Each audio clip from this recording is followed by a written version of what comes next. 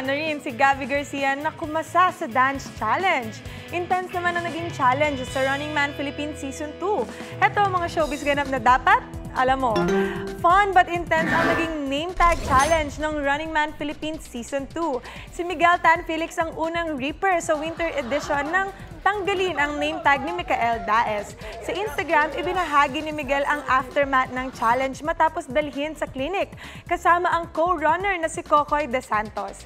Mapapanood naman ang Running Man Philippines Season 2 every weekend ng 7:15 PM sa GMA. Game na sinayaw ni Gabby Garcia sa isang event ang salamin-salamin ng pop girl group na BINI. It's giving Bloom energy dahil tila memorize pa ni Gabby ang steps at lyrics ng kanta.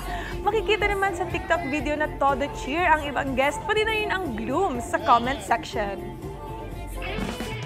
Pinuna ni veteran actress Pilar Pilapil ang ilang kabataang artista na hindi raw handa para sa kanilang eksena.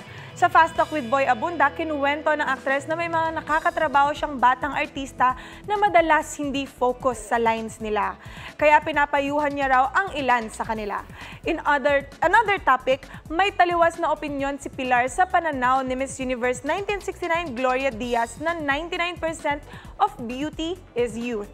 Para kay Pilar, ang kagandahan daw ay gaya ng wine na sumasarap pag tumatagal.